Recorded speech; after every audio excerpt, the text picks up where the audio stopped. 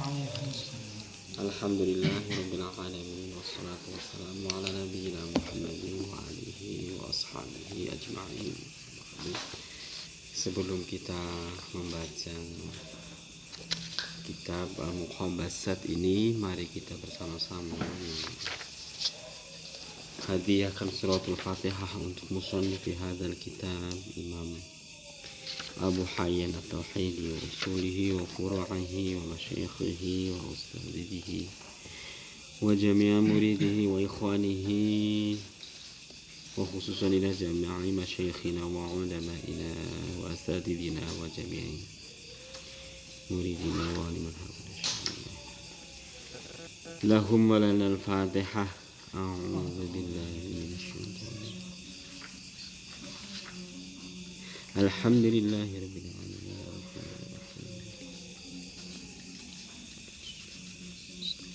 Shiratal ladzina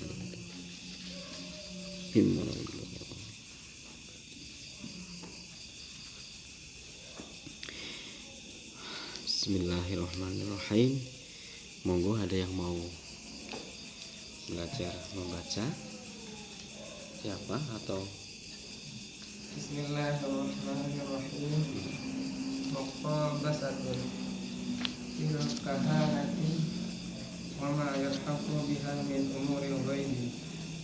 Su'ila Abu Sulaimana anil kahanati wa ma yalhaqu biha min umuril ghaibi wa 'anit tanjimi wa ma yuqaddaru bihi ala ahkamil mustaqbali wa 'anil nubuwati allati hiya fi mahalliha al-a'la wa makaniha al-ashrafi. Fatasmitu fil jawabi ahsanu tasarrufin ala sa'ati min al-lafzi wal ma'na, walakin law laqabtu kathiran minhu binusubihi lil kufri wa qillatil hinayati wa miqdarul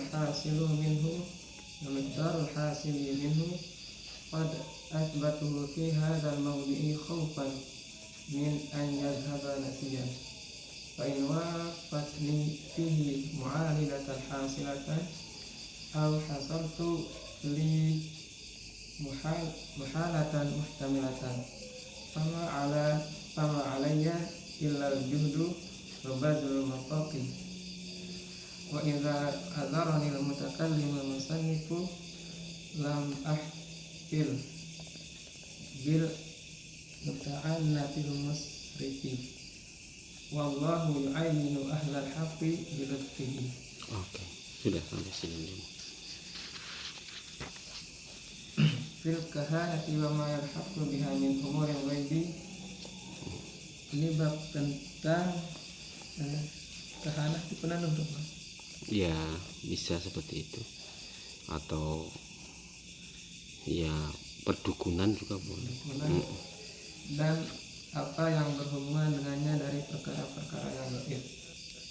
Su'ila Abu Sulaiman anil kahanati, telah ditanya Abu Sulaiman tentang perdukunan, wa ma yalhaqu biha min umuril ghaibi, dan apa yang berhubungan dengannya dari perkara-perkara gaib.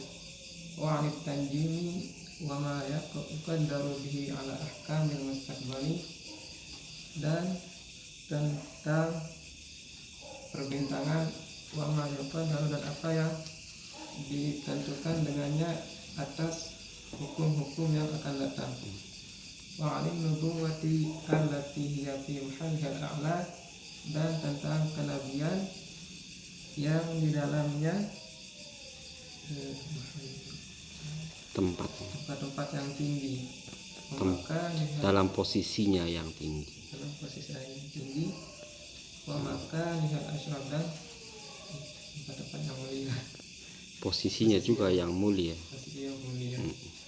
Fatasrifu fil jawabi ahsan tasarrufin, maka ia membaginya dan tasarrufannya dengan jawaban yang paling baik pentasarrufan ala sa'ati minal lafzi wal ma'na, atas suatu masa minal lafzi dari lafaz dan makna, walakin dan tetapi lau nakol tuh Pak. Iya. Jika Lau nakolta nakolta kasiran minhu ilsu bihi yukufi wakilatin ilayati, dan tetapi jikalau engkau menukil kebanyakan darinya disebabkan keturunannya karena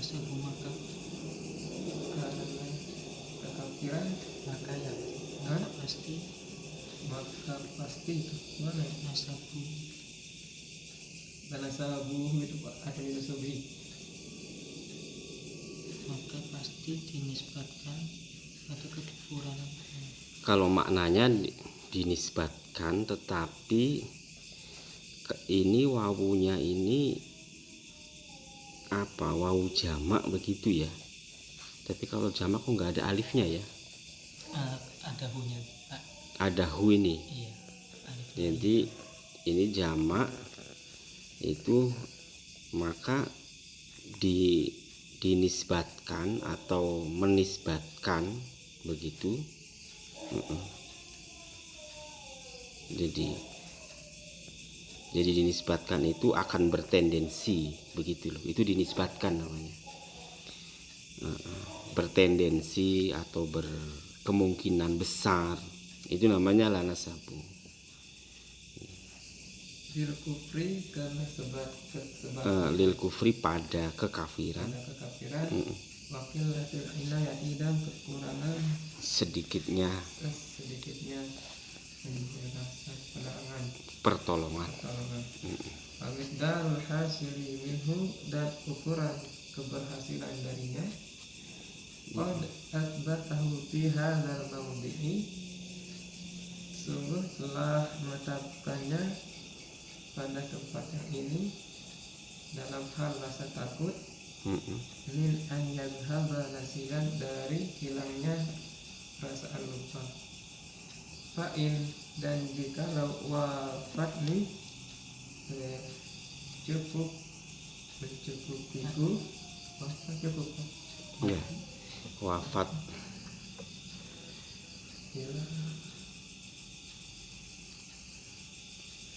Kalau wafat nih begitu ya, wafat nih fihi ya,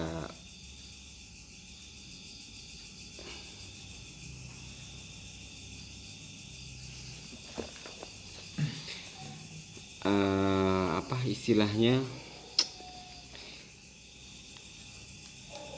bukan mencukupi. Kalau wafa itu Meninggal. wafat nih fihi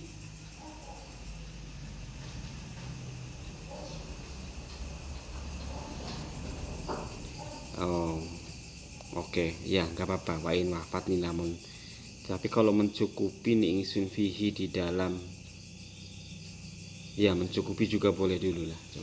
Coba diteruskan. Wa'in warapat mimpi mu'ani dan selatan, dan jikalau mencukupiku padanya dalam hal pertentangan, Menentang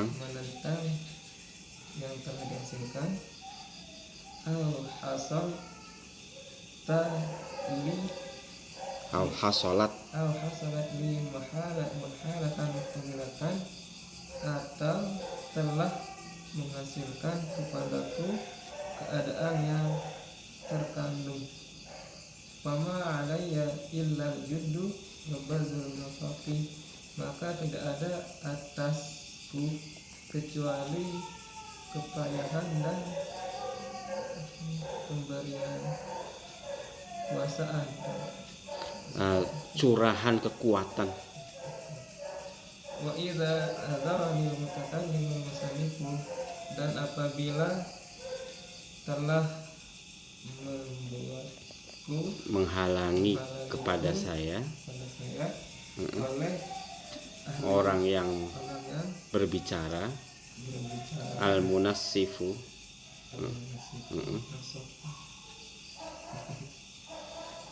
lam ahfil bil muta'annatil musrifi, tidak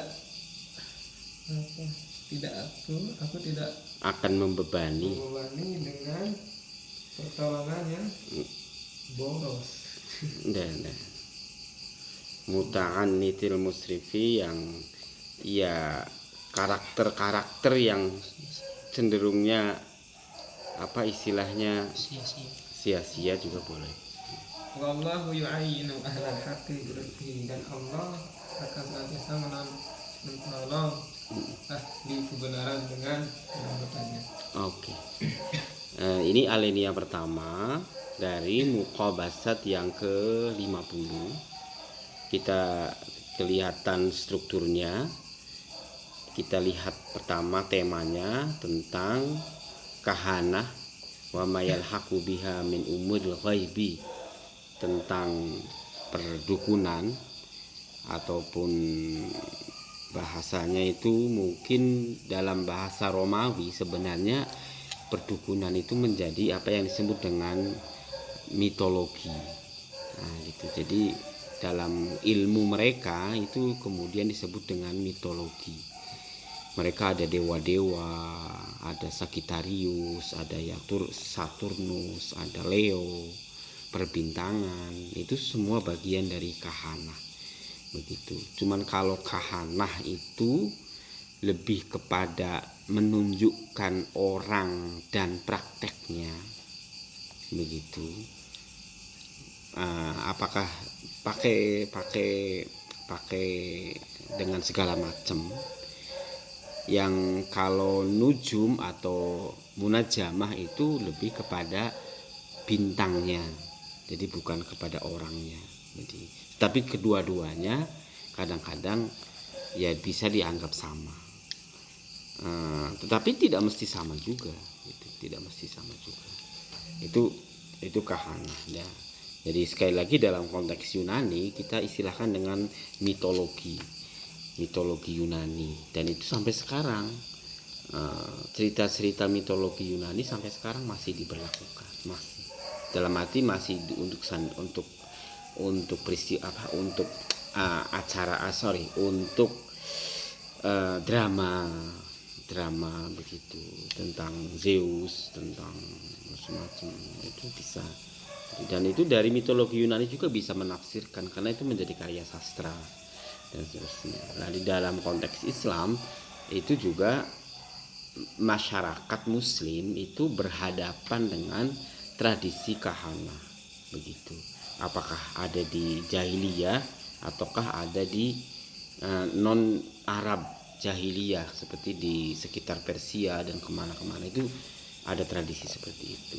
Lah, mau tidak mau Islam atau intelektual Muslim harus bisa merespon, memberikan tanggapan, menilai dan seterusnya tentang kondisi masyarakat yang seperti ini, begitu. Lah, ada banyak respon, apakah itu dalam konteks fikih, apakah dalam konteks tasawuf, atau dalam konteks yang lain. Ada banyak respon terhadap tradisi kahanah itu. Kemudian salah satu respon itu diantaranya adalah filsafat ini. Respon-respon fikih sebenarnya lewat lewat pemahaman rasional tentang kelahiran dan seterusnya, itu fikih begitu. Dalam arti Anda jangan berpikir bahwa tradisi fikih, apakah itu akikoh, apakah itu nuju bulan, ataukah itu hamil, ataukah itu haid, itu tidak lepas dari kahanah. Mesti ada kaitannya dengan kahanah, perdukunan. Nah, tetapi kemudian tradisi kahanah ini dikikis sedikit demi sedikit dengan pemahaman-pemahaman fikih, sehingga mereka menjadi hukum fikih. Apakah itu disunahkan, apakah itu wajib ataukah dilarang, tetapi tradisinya hampir sama. Sederhana saja, misalnya tawaf itu dari zaman jahiliyah sudah ada, tradisi tawaf itu sudah ada. Tapi kemudian diislamkan. Dari yang dulunya itu ada mitos-mitos tentang tawaf. Misalnya tawaf itu harus setengah telanjang misalnya. Ini kan mitos. Ini kan kahana. Kemudian disyariatkan. Begitu. Nah, jadi ada mitologi-mitologi di masyarakat Arab, masyarakat Muslim yang kemudian menjadi menjadi sampai tradisi Wali Songo juga begitu sebenarnya. Tradisi Wali Songo seperti wayang, seperti sedekah, seperti apa, itu sebenarnya dari mitos-mitos ke Islam begitu. Jadi jangan berpikir bahwa berkat itu, tradisi berkat itu bukan Islam. Itu sangat Islami karena sudah diarahkan dari mitologi ke, ya memang kemudian tidak semuanya tuntas. Seperti halnya kita memberikan sesajen, kalau di Jawa tidak begitu kental dan begitu banyak. Tapi kalau di NTB, di Bali yang masyarakat Hindu, sesajen masih berkemana-mana. Kalau di sini sudah hampir habis, tetapi masih ada sesajen itu. Misalnya 7 bulan kita harus memecahkan kendi di perempatan, mau ada hajatan, mau menghitankan anak atau mau memantenkan anak, maka seperempat ini, satu dusun ini kita kurung begitu, biar tidak ada mal bahaya dengan memberi sesajen di setiap perempatan. Ini mitos kan, kemudian disyariatkan dalam bentuk tahlilan ataupun berkatan ataupun selamatan menjadi Islami dengan membaca Al-Fatihah dan seterusnya. Ini proses transformasi dari tradisi kahanah ke Islam dalam era kenabian. Paling awal dari tradisi kahanah masyarakat ke era tradisi kenabian. Loh, gitu. Dari era kahanah ke kenabian, dari mitologi ke religius dan rasional begitu. Nah, cuman ya di sini Abu Sulaiman pertanyaannya tentang bagaimana nujum atau kahana yang dan seterusnya kan begitu kan. Tetapi sebenarnya yang perlu dicatat di sini adalah statement dari Imam Abu Hayyan At-Tauhidi yang bagian yang fatasorrofa fil jawabi. Jadi ini fatasorrofa ini dari fi'il madi menurut saya maka menjadi luas begitu. Fil jawabi dari fa'ilnya, opo di dalam jawabnya. Pertanyaan ini dikomentari oleh Abu Hayyan dengan persoalan ini menjadi luas begitu. Jawabannya itu luas, jawabannya itu kompleks begitu. Jadi ketika Abu Sulaiman ditanya tentang perdukunan dan kenabian, di satu sisi dukun, di satu sisi nabi, maka pertanyaannya terhadap Abu Sulaiman itu menurut Abu Hayyan jawabannya itu melebar, baik dari sisi lafaz maupun dari sisi makna. Tetapi kemudian diingatkan, kalau kamu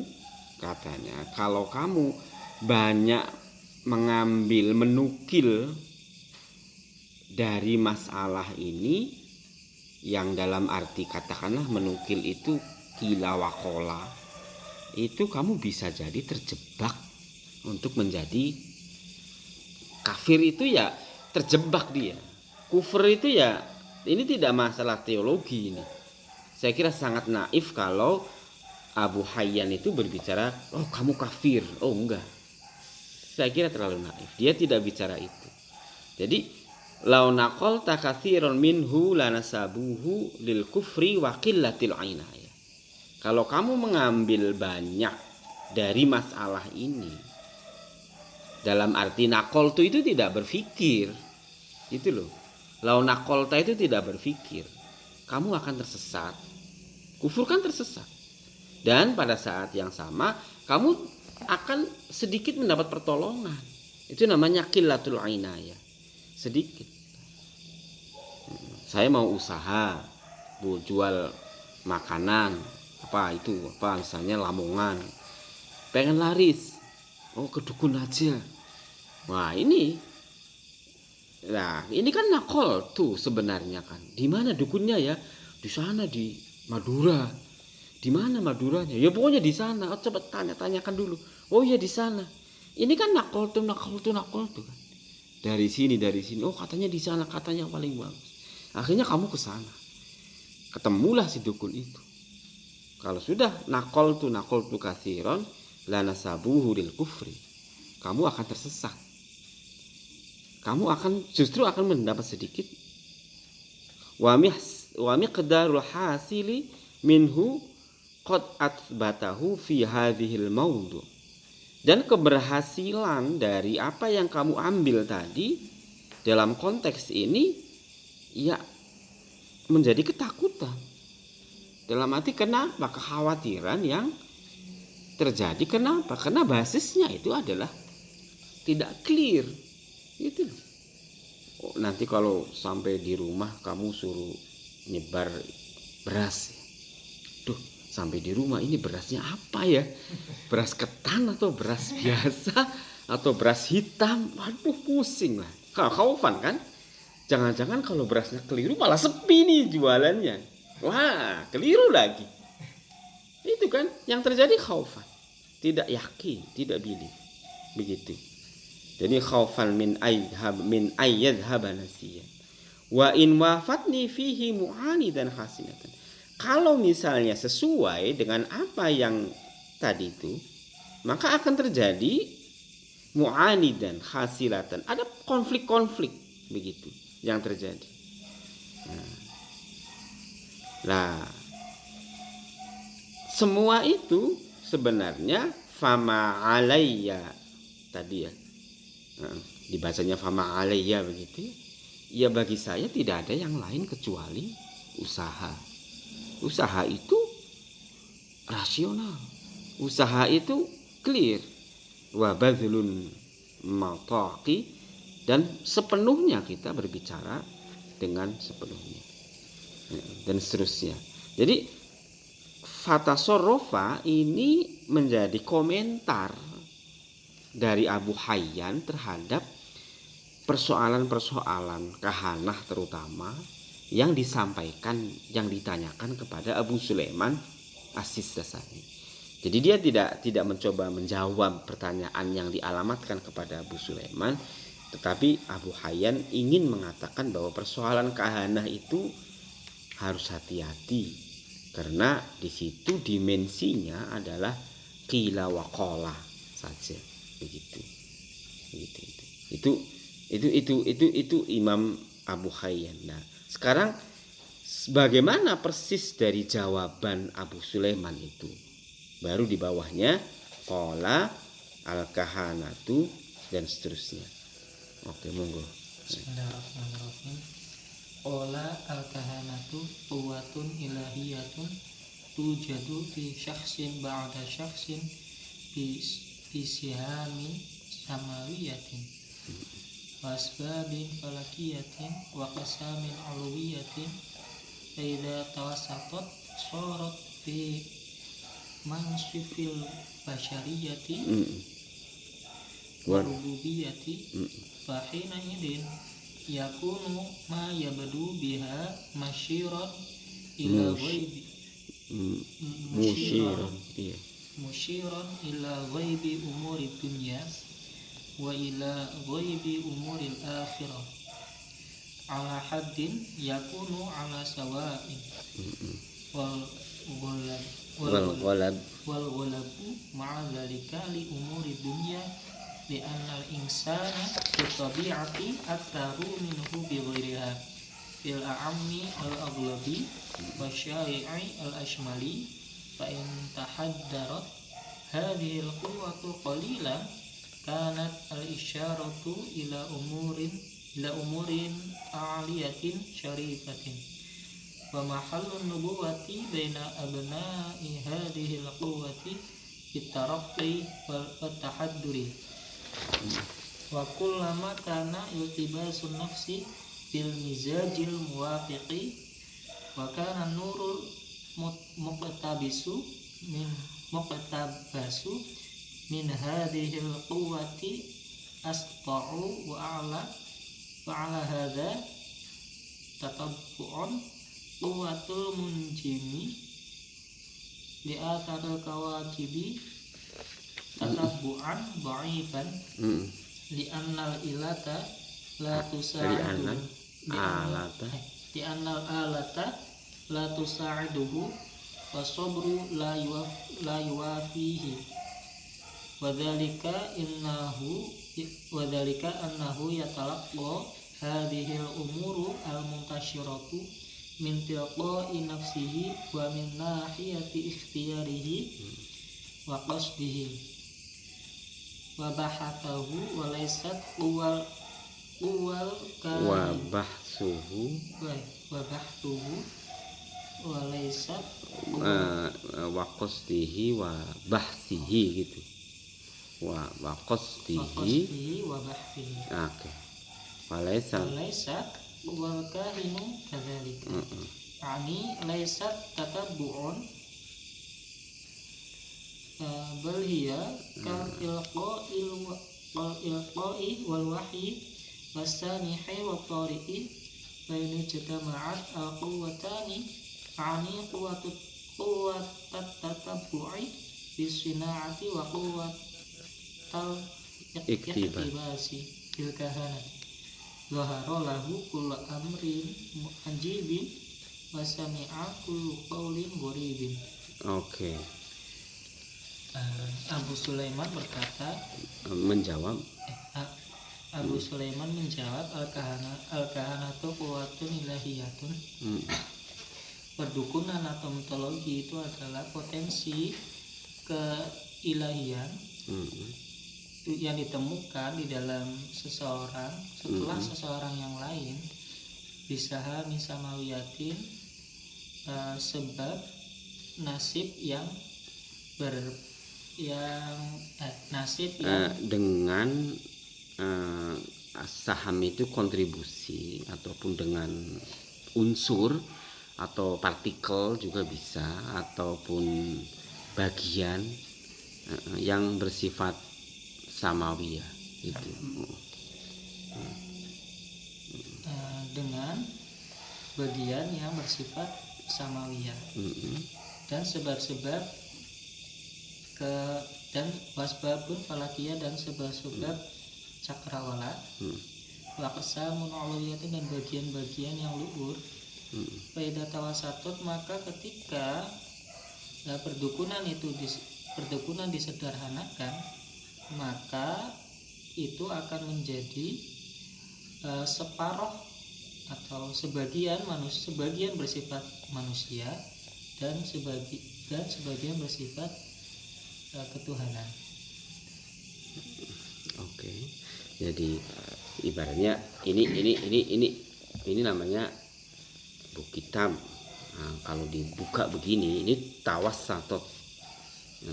Di tawassatot. Munasif itu insaniyah, wa mansif atau munasifun uluhiyah. Begitu. Jadi itu namanya begitu. Jadi oke. Fahinalin, maka ketika ini yakunu ada apa yang nampak dengan kahana itu menunjukkan pada perkara-perkara dunia yang gaib dan pada perkara-perkara akhirat yang gaib atas batasan yang menjadi sama. Yang menjadi sama. Wal ghalabu ma'adzalika li umuri dunya.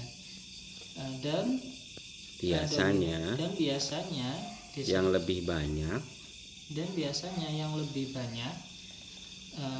berkaitan dengan itu adalah perkara-perkara dunia. Karena manusia dengan tabiatnya itu lebih banyak minhu dari dalik bighairiha dengan tanpa kahana bighairiha dengan umur dunia.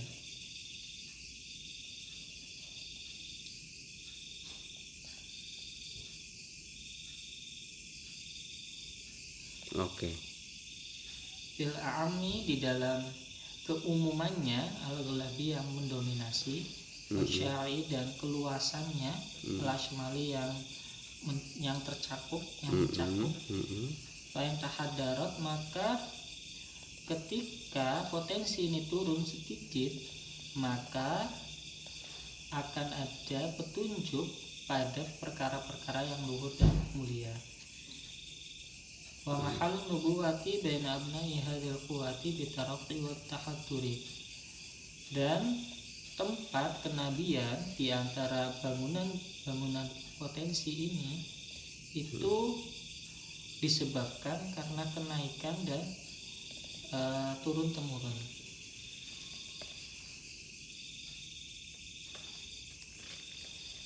Naik dan Turun. oke.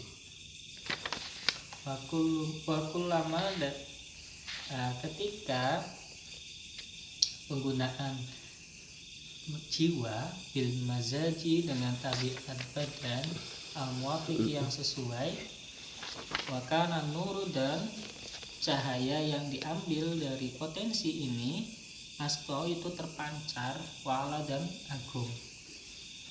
Wa'ala hadha, maka atas hal ini kuwatul mumjimi, potensi ahli nujum pada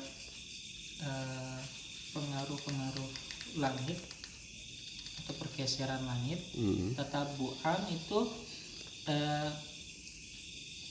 mengikuti. Ya, tatabu'an itu ya menempel ataupun menarik begitu. Tatabu'an itu atau mengikuti juga bisa.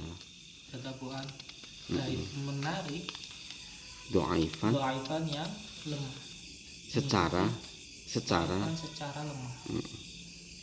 Di anal alata, karena sesungguhnya alat itu tidak menolongnya, sabru dan kesabaran itu tidak akan mencukupi. Wadhalika, dan hal itu anahu itu sesungguhnya yatalaqo bertemu apabila yatalaqo hadil umuru bertemunya perkara-perkara ini yang tersebar mintil qoi nafsi itu dari pertemuan jiwanya, wa min nahiyati ikhtiyari dan dari sisi usahanya, wa qasdi dan kemantapannya, wa bahri dan kajiannya, walaisat wal kahini kadzalika, sedangkan potensi kahin perdukunan itu tidak seperti itu. Maksud saya tatabu, tidak ada tatabu keikutsertaan. Maksud saya tidak ada keikutsertaan, tetapi hal itu adalah pertemuan. Ya, itu seperti pertemuan al-wahyi dan seperti wahyu wasani'i dan yang datang, motori dan yang muncul. Fainistamaat, maka ketika kedua potensi ini berkumpul, maksud saya adalah kuwatu tabu'id, potensi tatabu yang mengikuti bisinaati dengan kreativitas, wa kuwatil iktibasi dan potensi mengambil, bil kahanati dengan kahana perdukunan, doharo maka akan menjadi jelas selalu bagi pertemuannya ini amrun perkara yang ajibun, perkara yang ajaib, wasami'a dan wasam'un dan Zoharolahu kullu amrin wasami'a kullu qaulin gharibin, dan mendengar tiap-tiap ucapan yang aneh. Oke. Ya, saya kira bisa dipahami sedikit-sedikit ya. Jadi kan begini Mas ya, kita ini jawaban dari Abu Sulaiman As-Sistasani. Jadi jawabannya seperti ini. Oke. Jawaban ini kita baru bisa paham kalau kita punya pemahaman seperti ini. Selama ini kan kita punya keyakinan rukun iman. Yang pertama, iman kepada Allah. Kedua, iman kepada malaikat. Yang ketiga, iman kepada wahyu. Yang ketiga, 4, iman kepada nabi dan rasul. Lah, keimanan nabi dan rasul itu keimanan yang dipelajari dari MI,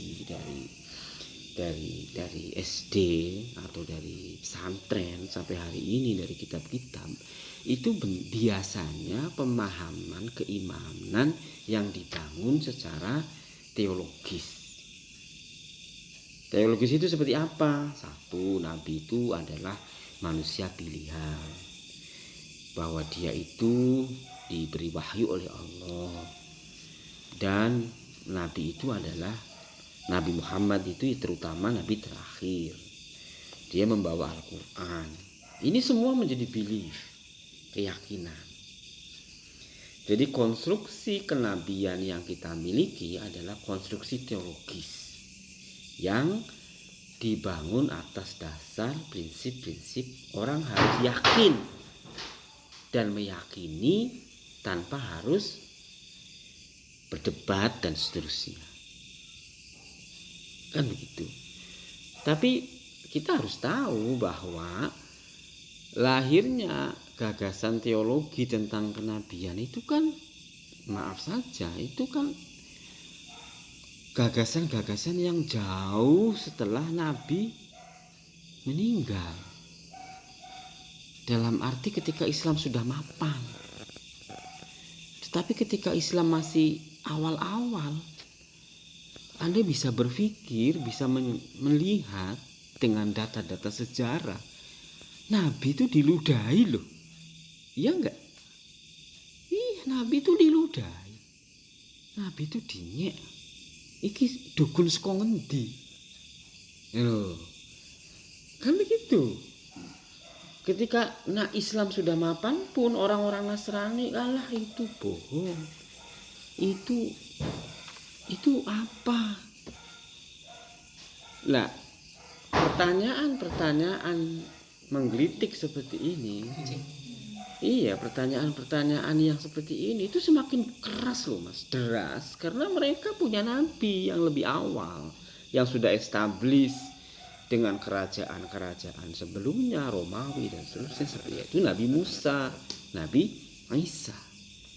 Loh, jadi ketika pertanyaan ini muncul, maka orang ilmuwan itu ingin menjelaskan Nabi secara rasional. Loh, gitu. Lah, memahami Nabi secara rasional itu adalah memahami Nabi secara filsafat. Jadi kalau filsafat itu tidak lebih dahulu diajukan klaim-klaimnya mesti unggul. Enggak. Mengalir saja filsafat itu. Jadi apa bedanya Nabi dengan kahin? Loh, dukun.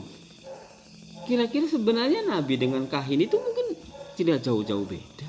Loh, kesannya kan di kalangan teolog ataupun Islam tekstualis sekarang, wah itu Pak Zuri sudah mulai menyamakan Nabi dengan dukun. Kurang ajar enggak itu?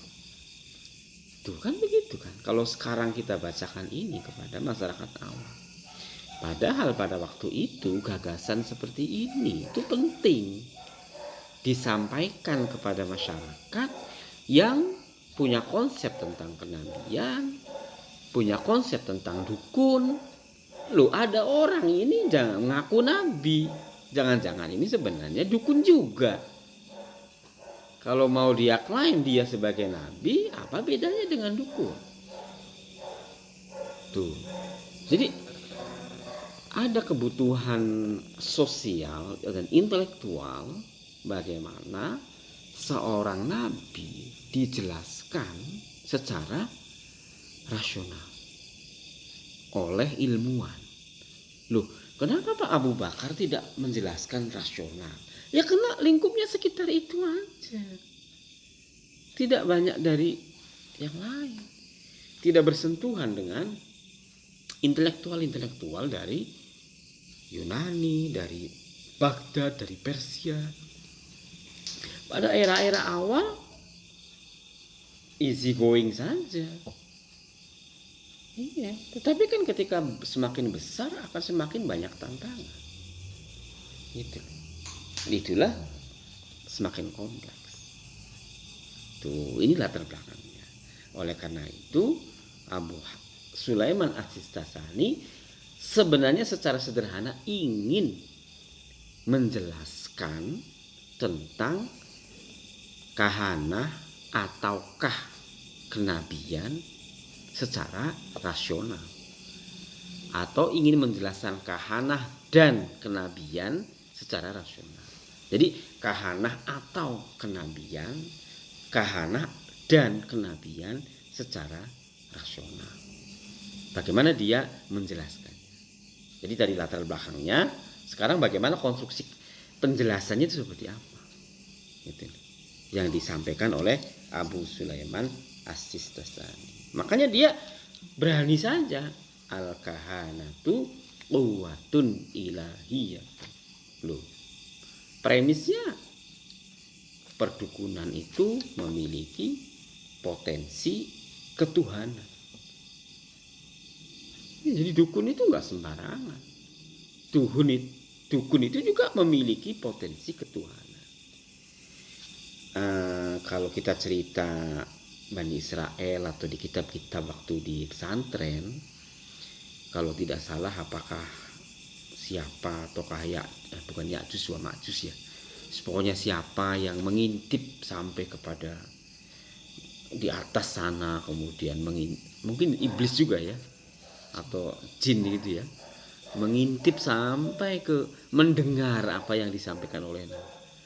Jadi dia mendengar apa yang disampaikan oleh Tuhan, itu mendengar. Dan pendengarannya ini disampaikan kepada kita. Jadi kadang-kadang dukun itu, oh kamu tadi belum makan bakso ya di pojokan sana. Duh, kok tahu? Hebat sekali dukun ini. Kok bisa tahu ya? Karena dia dapat bisikan. Bisikan itu sebenarnya kekuatan ilahiyah. Karena yang maha tahu kan Allah. Cuman dibawa oleh siapa ini? Oleh khodamnya yang namanya jin. Bisa jadi dia dibisikkan. Tapi kan kekuatan ilahiyah. Jadi premis awal itu kahanah kuwah ilahiyah. Dukun itu memiliki potensi ketuhanan. Artinya apa? Kalau begitu apa bedanya dengan Nabi dong? Ini kan, jadi sengaja Abu Sulaiman As-Sistasani itu mempremiskan, memposisikan kahanah dan nubuwah itu sama. Bukan apa-apa, bukan mau menghina kenabian. Biar orang-orang yang menentang kenabian itu nalarnya itu tahu gitu. Jadi kita menjelaskan dengan mengikuti pola nalar mereka. Kita tidak menjelaskan dengan klaim-klaim kita gitu loh. Itu mereka mesti menentang. Jadi kita menjelaskan tentang kenabian tetapi dengan pola nalar mereka. Sehingga mereka sadar kalau oh iya, ini bedanya di sini. Nah, gitu loh. Nah, bedanya itu apa? Sebenarnya kalau tadi dibahasakan itu secara kalau tidak salah begitu ya. Jadi kalau seperti ini sebentar. Kahanahu wa tujadu fi syahsin ba'da sahsin bisihami samawiyah wa asbabi falakiyah wa aqsami uluwiyah. Begitu. Fa idza tawassatat surat fi mansifil basyariyah wa rububiyah. Fa hina idin yaqulu ma yabdu bi musila ghaibi umuri dunya ila ghaibi umuril akhirah. Jadi ala haddin yakunu ala sawain. Jadi anggaplah sampai sini dulu. Ini kahana, ini nubuah. Gitu loh. Orang kahana bisa nubuah, orang nubuah bisa kahana. Ini tidak pada personnya, tetapi pada persoalan yang namanya syakhs itu bisa mengetahui al-ghaib. Gitu loh.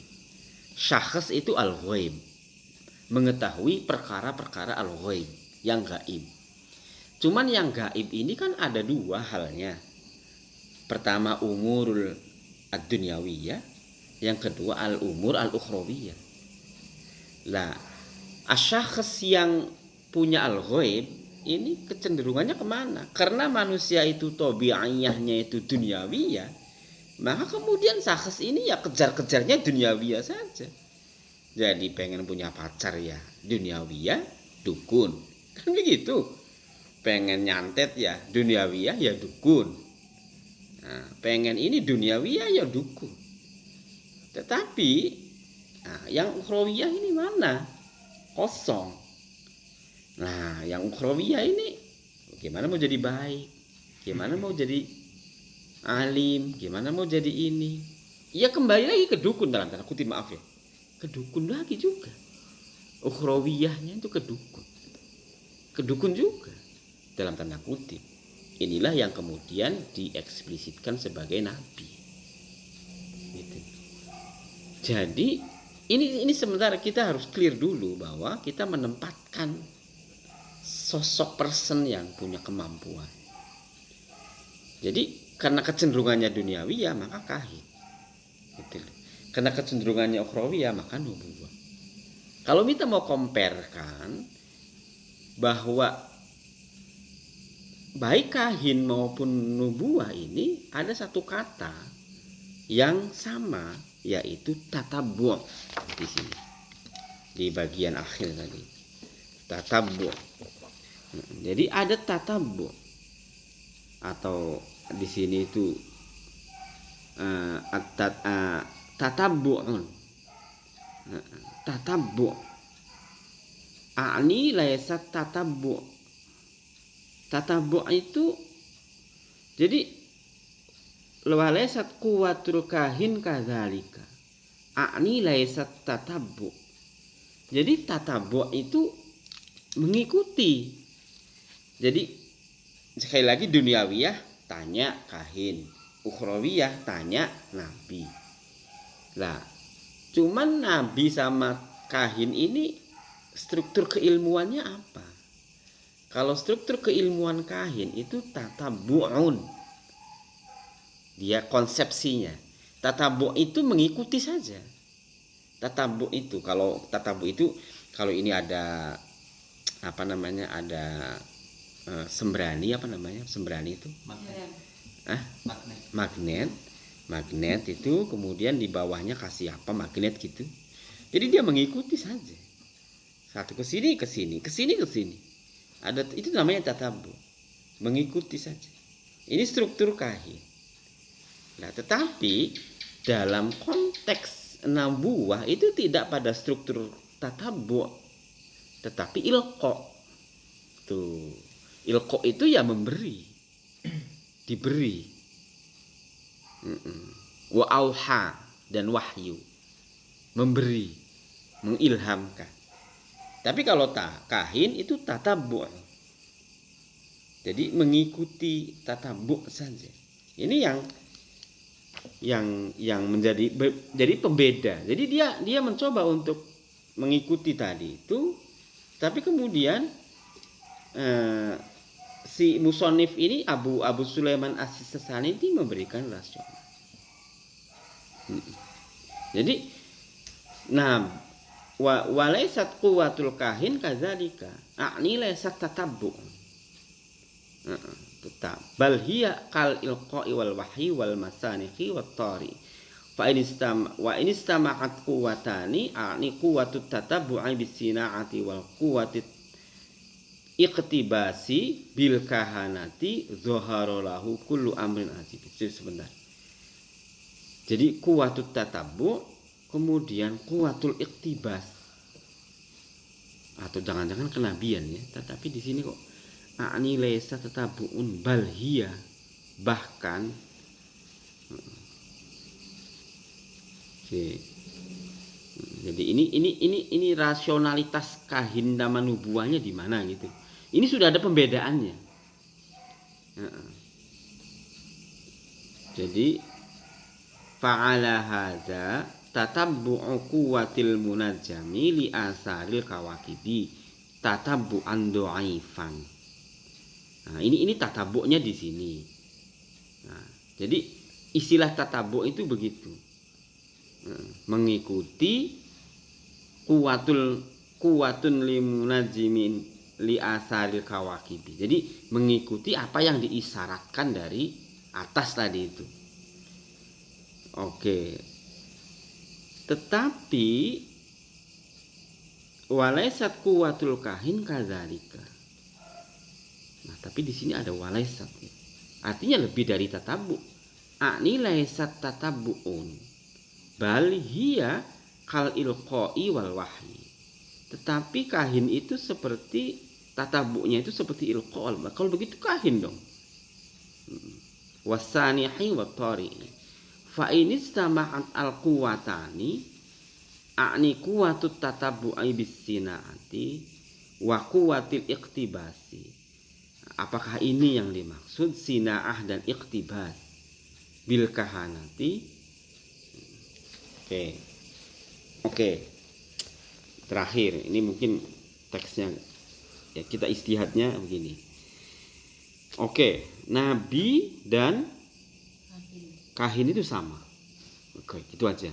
Dalam tanda kutip, nubuah dan kahana itu sama. Sama itu adalah kuwatut tatabbu. Gitu aja. Ada kuwatut tatabbu. Kuwatut tatabbu itu nanti akan bisa jatuh kepada ilqa, wahyu, dan saneh atau tori. Gitu. Jadi mendapatkan wahyu, mendapatkan ilham, mendapatkan inspirasi, mendapatkan apa? Itu kuwatul tatabbu. Itu yang disampaikan di sini. Tetapi kemudian kuwatut tatabbu ini di bagian akhir itu ada sinaah, ada iktibas. Itu. Sinaah itu ya lemah menurut saya sebenarnya. Sinaah itu adalah betul-betul creativity by someone atau other ataupun by her atau his self gitu. Atau iktibas. Iktibas ini tatabu yang mencuri ataupun mengambil tanpa izin dengan menggunakan orang yang lain.